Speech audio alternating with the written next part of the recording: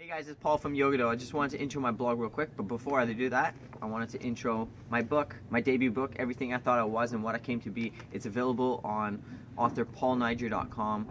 My last name is spelled Nijar. It's a self-help book on spirituality and meditation, any emotional state you want to get through, anger, frustration, depression, anxiety. This is your book. This is your go-to book for that, a self-help book.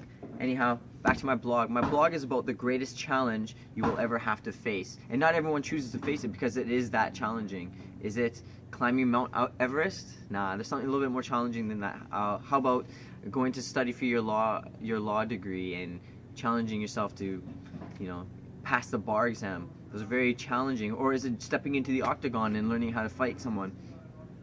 The challenge I'm talking about actually deals with two opponents rather than one. That's what makes it so challenging. And also the voyage is also undefined, so you don't even know where you're going. So like, well, what's happening? Like, how do you define something so challenging if you don't even know where you're going?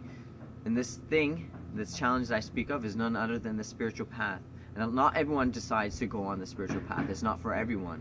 It is for everyone, but it might not be for everyone at this moment in time. It might even be in the next life when they decide that they want to challenge themselves. So what happens is, when you go into the spiritual path, you come into terms with the fact that maybe there's a lot more to this world than what we perceive through the five senses. The five senses are very limited as to what we see, what we hear, what we touch. But when you go into the sixth sense, through the third eye, you start to perceive way more than what we have come to understand. When we connect to our third eye and our spiritual source, no longer are we challenging ourselves or through doubt. We're no longer doubted. We see our divine nature. We see who we truly are. We feel beautiful regardless of what we wear, of who tells us what they think of us. We start to experience and marinate in unconditional love. We have direction. We understand that every moment of our life has a divine purpose. And this is where going onto the spiritual path will take you. But going there, it can be struggling because it takes a strong heart to go through it. I would say a strong mind, but you don't want to have the mind. The mind is what perceives everything. When we see things through the mind's eye, we see that through limitations. But when we see through the heart, we actually feel, we're connecting with our source, our divine nature through the heart, and then we can actually see a little bit more. But in order to do this, to go into the spiritual path, you want to do it in solitude, not all the time, but you want to spend at least minimum, they say 10% of your day. It could be 2 hours a day, depending on how long you're up. But if you can even do 10 minutes a day in solitude and in silence, and during that time in meditation, sitting still, laying still, whatever it is, you want to not move. Resist the urges to twitch. Resist the urges to itch. Resist everything that is. Even your mind will fight against you. Like I said, it's different going on the spiritual path than any other struggle that you may embark on, because there's two opponents. One is your social circle, and the other one is yourself. Through your social circle, your friends will be threatened by you because they don't understand what you're doing. And that's the case of the human mind, is that we often are threatened by things we don't understand.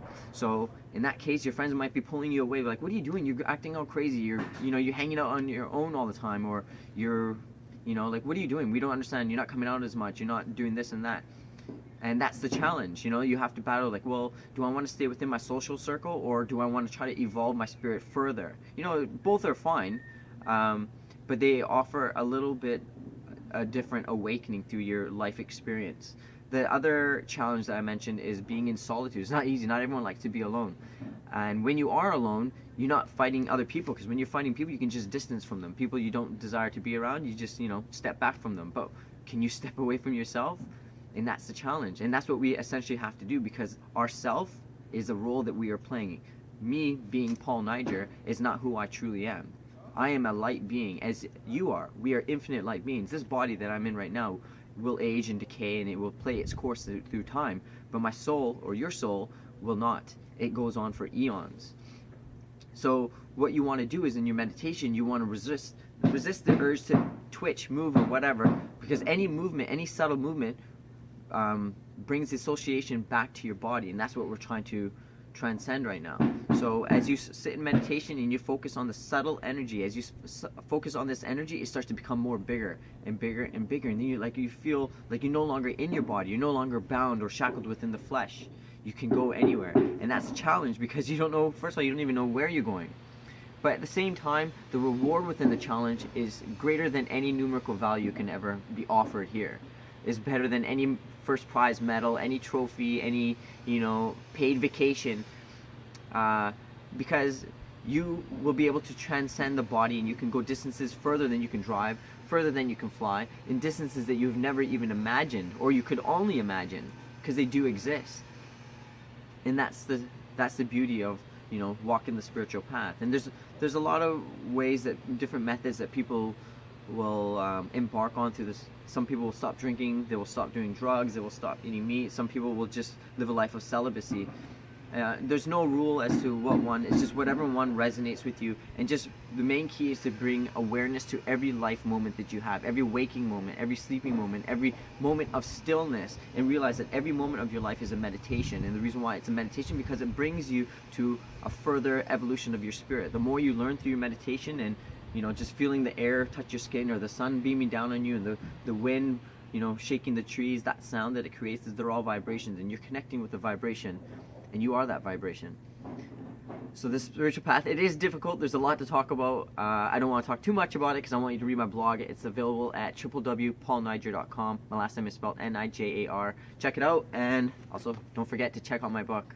See ya.